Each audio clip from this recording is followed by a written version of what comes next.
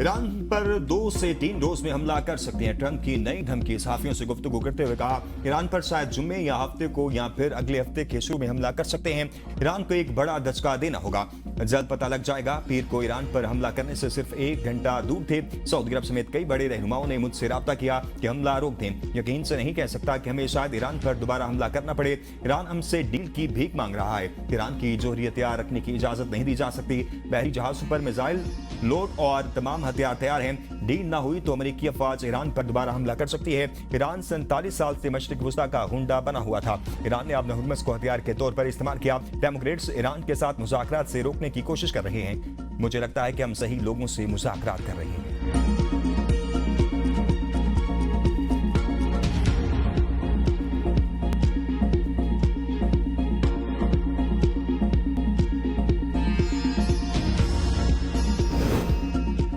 Trump धमकियां ना दें, किसी भी फौजी जारियत का मुकाबला करने के लिए तैयार हैं। नायब ईरानी वज़ीर ख़ारजा कासिम गरीबाबादी का 2 टूक पैगाम। अमेरिका धमकी को अमन के मौके के तौर पर पेश कर रहा है। ईरान की मसालहती कौंसिल के रुकन मोहसिन रज़ाई ने एक्स पर सदर ट्रंप को तनकीद का निशाना बनाते हुए कहा, अमेरिकी सदर ने फौजी हमले की डेडलाइन मुकर्रर की और फिर खुद ही इसे मनसूख कर दिया। ये सब इस बेबुनियाद उम्मीद पर क्या कि ईरानी कौम और हुक्काम हथियार डाल देंगे। तर्जुमान ईरानी फौज ने खबरदार किया है कि दुश्मन ने नई जारियत की हिमाकत की तो ईरान नई महाज खोलेगा। ईरान को अपने हुर्मस पर मुकम्मल कंट्रोल हासिल है।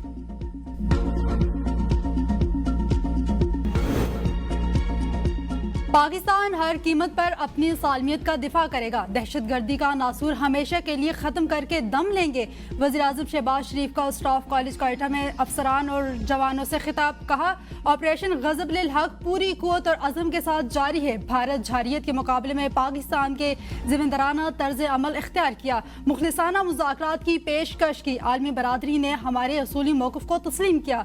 दुश्मन ने खुद हमसे ज़्यादा ताकतवर समझने की गलती की। हमने वो सबक सिखाया जिसे वो कभी फरामोश नहीं कर सकेगा। हमने साबित किया कि अमन की ख्वाहिश कमजोरी नहीं, हमारी ताकत थी। दुश्मन अब बुरी नजर डालने की जुर्रत नहीं कर सकेगा। ईरान अमेरिका जंग ने खत्ते को गैर यकीनी तो सूरत हाल और माशी चैलेंजेस से 2-4 कर दिया। हमारी कोशिश से 47 साल बाद दोनों मुल्कों के दरमियान बराह रास्त मुज़ाकरात हुए। क्वेटा में वज़ीर आज़म की ज़ेर सदारत सूबाई एक्स कमेटी का इजलास।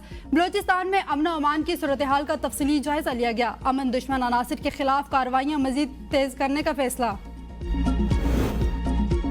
प्रोपेगेंडा और दहशतगर्दी के साए नाकाम। पाकिस्तान की तरक्की कोई नहीं रोक सकता। रियासत की मजबूती और अवामी इत्तेहाद दुश्मन अनासिर के अज़ाइम नाकाम बनाएंगे। फील्ड मार्शल आसिम मुनीर का कोयटा गैरिसन का दौरा। कमांड एंड स्टाफ कॉलेज में गए। ISPR के मुताबिक फील्ड मार्शल सईद आसिम मुनीर ने जदीद जंगी तकाज़ों से हम आहंग रहने की जरूरत पर जोर दिया। फील्ड मार्शल ने मल्टी डोमेन ऑपरेशन और साफरी की हम आहंगी की अहमियत उजागर की। अफसरान और जवानों को बदलते जंगी माहौल से निपटने के लिए मुसलसल तरबियत की हिदायत की। फील्ड मार्शल ने मजीद कहा कि पाकिस्तानी मुसल्लह अफवाज हर किस्म की दहशतगर्दी के खात्मे के लिए पुरअज़्म है। बलूचिस्तान में पायदार अमन के लिए अवामी फलाह तरक्की और बेहतर तर्ज हुक्मरानी नागुज़ीर है। फील्ड मार्शल ने बलूचिस्तान में तैनात अफसरान और जवानों के बुलंद हौसले और पेशा वराना सलाहियतों को सराहा।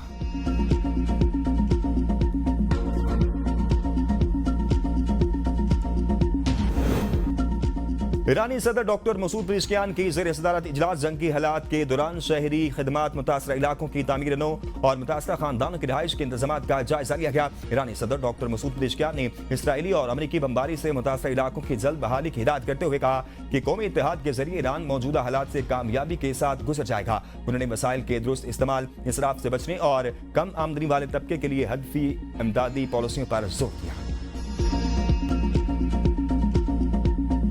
टिकटॉकर सना यूसुफ कत्ल केस। लाहिकीन को 11 माह और 17 दिन बाद इंसाफ मिल गया। कातिल उमर हयात को सजाए मौत सुना दी गई। मजमूई तौर पर 25 साल कैद और 24 लाख रुपए जुर्माना भी याद किया गया। इस्लामाबाद की मकामी अदालत में उमर हयात की कॉल्स और चैट के स्क्रीनशॉट पेश किए गए। मुद्दई के वकील ने मुलजिम को 2 बार सजाए मौत देने की सदा की। मुलजिम के वकील ने कहा कि मुलजिम उमर हयात ने ट्रायल कोर्ट पर अदम एतमाद का इजहार किया था। 2 दरखास्तें इस्लामाबाद हाई कोर्ट में ज़ेर इल्तवा हैं। जाती रंजिश के बायस मुलजिम को सजाए मौत देना ज्यादती होगी। पहले से सोच कर रखना है कि मुलजिम को सजाए मौत देनी ही देनी है, ये ज्यादती होगी। लिबरल सोसाइटी के डर से सना यूसुफ केस का फैसला नहीं करें।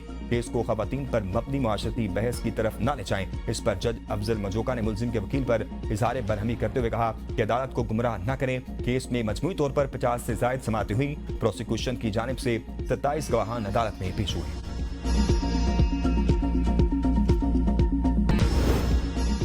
पेट्रोल स्कैंडल में एक नया मोड़ सामने आ गया। तहकीकात में मरकजी मुलजिम आदिल इकराम के सरमायाकारों से मुतल्लिक नए नाम सामने आने लगे। सरमायाकारों में सलमान मुरव्वत नामी शख्स भी शामिल। सलमान मुरव्वत ही वो शख्सियत है जिन्होंने आदिल इकराम के खिलाफ FIR दर्ज करवाई, जो इस्लामाबाद में एक जिम चलाते हैं। तफ्तीशी सराय का दावा है कि जिम को मुबैना तौर पर फ्री ऑफ रेंट सहूलत दी गई। जिम इस्लामाबाद की एक प्रीमियम कमर्शियल लोकेशन पर कायम है। इस लोकेशन की माहाना मार्केट वैल्यू 50 से 60 लाख रुपए बनती है। तहकीकात में साबिक कॉर्पोरेट अफसरान के किरदार पर भी सवालात उठने लगे।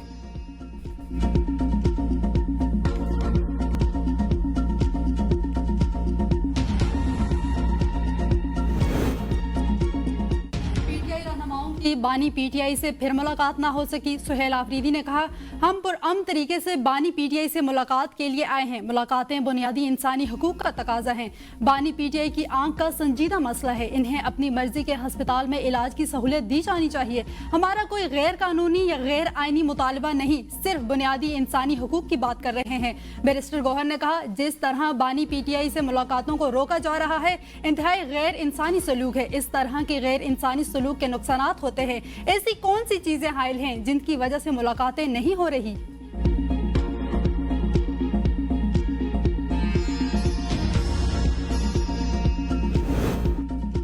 JUI सरबराह मौलाना फजल रहमान से साबिक चेयरमैन सेनेट रजा रबानी की मुलाकात। मुख्तलिफ सियासी अमूर और आइन के तहफ़्फ़ुज़ पर इत्तफाक किया गया। 18वीं तरमीम को रोल बैक करने की बास गश्त पर दोनों रहनुमाओं का शदीद तशवीश का इजहार।